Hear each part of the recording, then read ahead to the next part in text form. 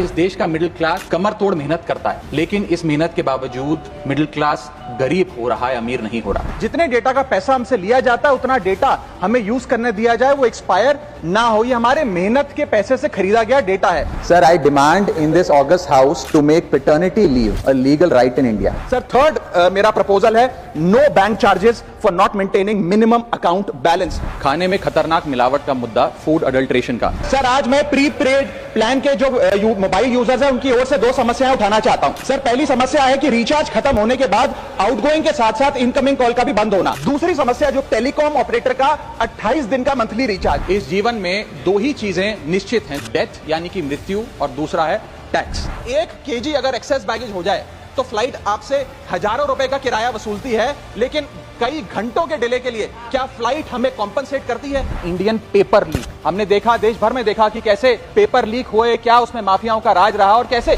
बच्चों का भविष्य आज अंधकार की कागार पे खड़ा हुआ है। क्योंकि एयर पोल्यूशन का सारा दोष देश के किसान पर मढ़ा जाता है, आज मैं उस किसान की आवाज उठाना चाहता हूं। सरकार से मांग करता हूं कि हेल्थ और लाइफ इंश्योरेंस पर कम से कम हम जीएसटी ना लगाएं। ये कोई लग्जरी गुड या लग्जरी प्रोडक्ट नहीं है। सर आज एयरपोर्ट्स पर खाना इतना महंगा है, क्या इस पर कोई रेगुलेशन नहीं होना चाहिए? क्या कोई अफोर्डेबल कैंटीन का मैकेनिज्म नहीं होना चाहिए?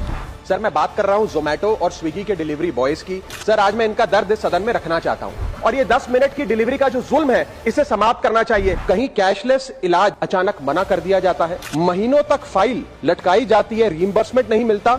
और आज मैं उन्हीं सिटीजन्स की जो टोल प्लाजा पे हैरेसमेंट फेस करते हैं उनका मुद्दा आपके सामने रखना चाहूंगा कि फुल कॉस्ट रिकवरी के बाद भी टोल वसूला जाता है 20-20, 30-30 साल तक। जब आप बैंक को पूरे विश्वास के साथ अपना डेटा देते हैं, क्या बैंक आपके डेटा को सुरक्षित रख पाता है? अब ये लीक है कि जाने अनजाने में डेटा शेयरिंग है, ये फैसला मैं आप तक छोड़ता हूं। मैं सरकार से निवेदन करता हूं कि हर भारतीय को एनुअल हेल्थ चेकअप का लीगल राइट दिया जाए। बाटा कंपनी का जूता पहनने वाला भी आज हवाई जहाज की टिकट नहीं खरीद पा रहा है। हम सांसदों को तो फ्लाइट की रीइंबर्समेंट मिल जाती है सर, आप उस आम नागरिक का सोचिए जो इस स्काई रॉकेटिंग एयर प्राइसेस से जूझ रहा है। That is the issue of fair use and arbitrary copyright strikes by digital platforms. जो इंटेंट था कि जीएसटी कम होगा तो वस्तुएं सस्ती होंगी, वस्तुएं सस्ती होंगी तो कंजम्पशन बढ़ेगा, कंजम्पशन बढ़ेगा तो डिमांड बढ़ेगी। ये हुआ नहीं, और ये इसलिए नहीं हुआ सर क्योंकि प्राइवेट कंपनियों ने इस मुनाफे को जनता को नहीं सौंपा।